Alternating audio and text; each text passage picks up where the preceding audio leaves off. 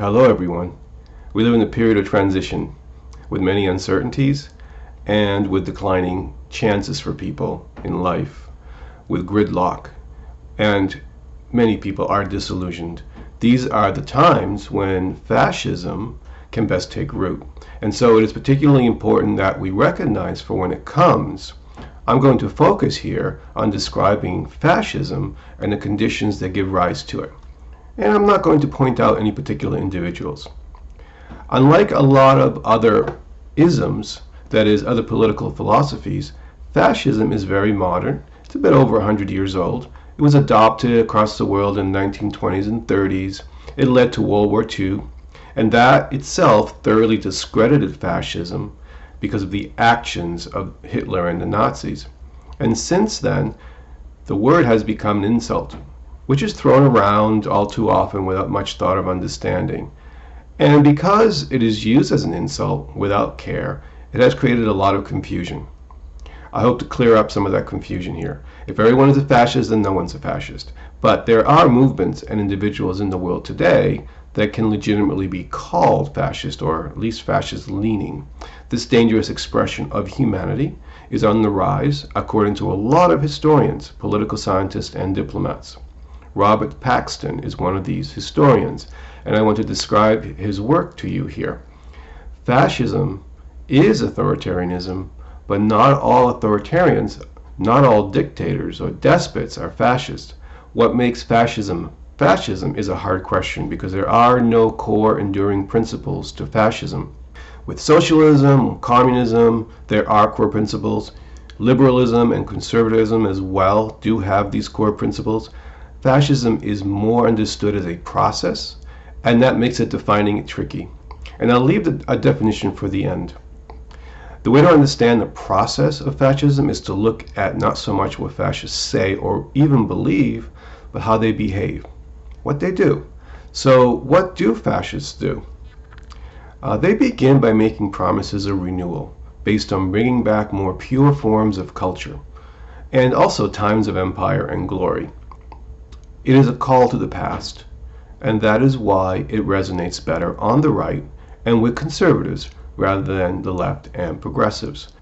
This is the reason why history shows that fascists gravitate to right-wing parties and oppose left-wing ones. You often hear that because the Nazis were nationalist socialists, they are left-wing. That's a misunderstanding of history. Labels don't always describe. They often are used for propaganda purposes instead. A lot of nations have the word democracy in them, but they're anything but. So you look to the actions. When Nazis came to power, their first of the 12 million victims sent to concentration camps were the socialists and the Marxists, even before the homosexuals, the mentally ill, the Roma, and the Jews. It is key to distinguish different forms of authoritarianism as well. Stalin was not a fascist, but he was a brutal dictator in the 20th century, responsible for the deaths of millions. King Leopold killed over 10 million Africans in the Congo, but he was not a fascist either. There are 5 stages that we can look at to the process of fascism, according to Professor Paxton. This process is the best way to understand what fascism is. No one characteristic makes someone a fascist. Many people can condemn the system, many are hardcore traditionalists, and so forth, but those things alone do not make them fascist. Ideas alone cannot be used as the sole criteria. So this first stage is when ideas do indeed matter, though. This ideology stage eventually ends and fascism becomes mostly about power. What you see fascists doing is whatever it takes to gain and maintain power, which can also mean they disregard these earlier ideas and principles.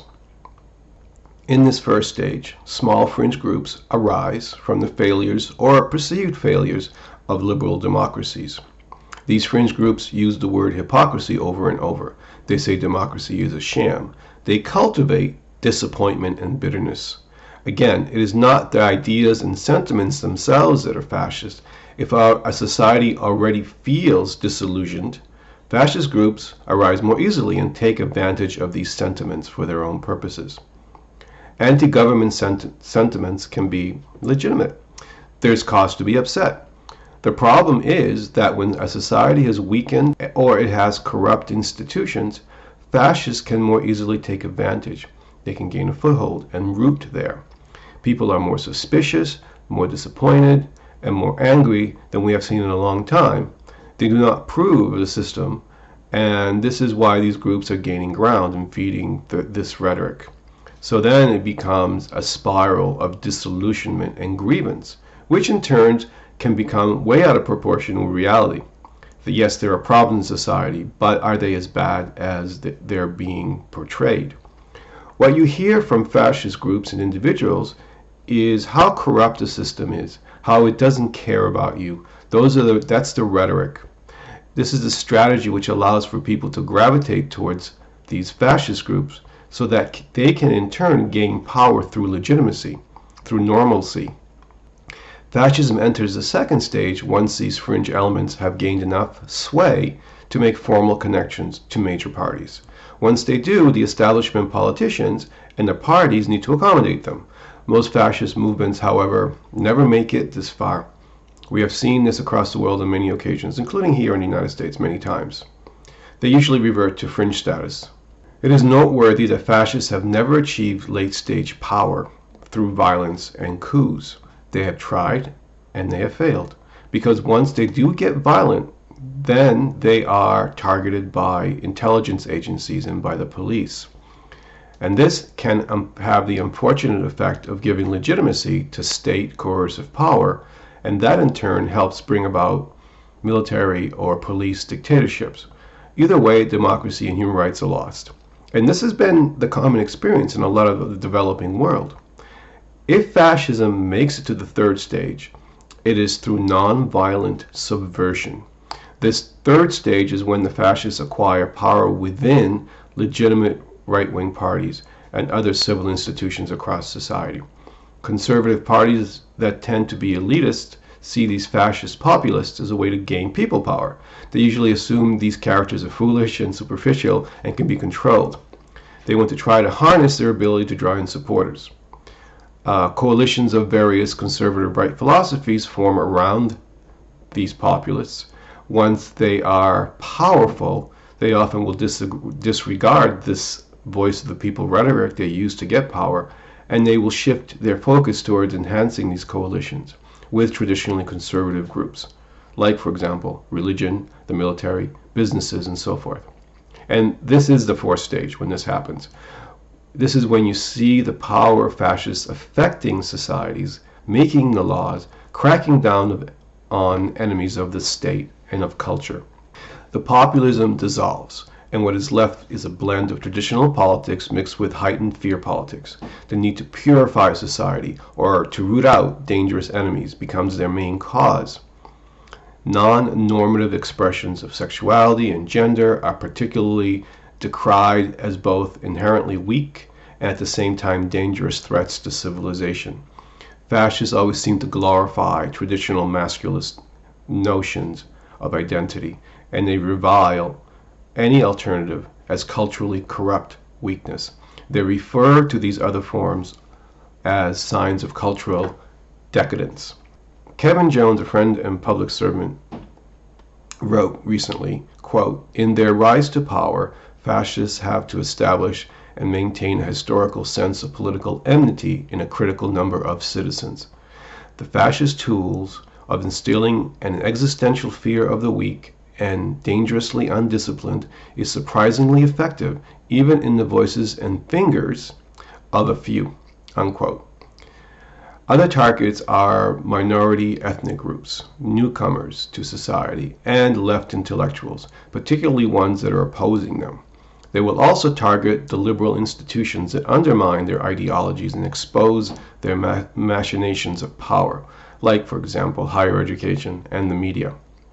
Today in the 21st century, because fascism became such a dirty word, the fascists will employ the term fascist or Nazis against these perceived enemies.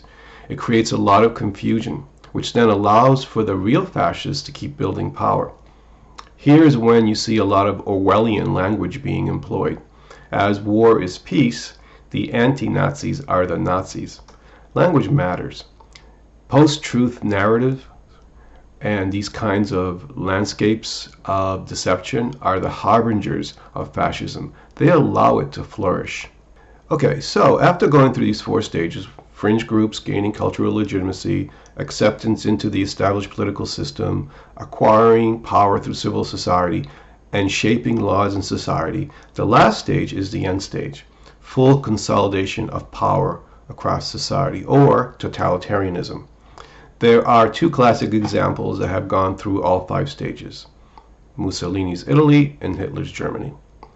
If end-stage fascists begin to run into limits and failures, they revert towards traditionalism, like Mussolini did.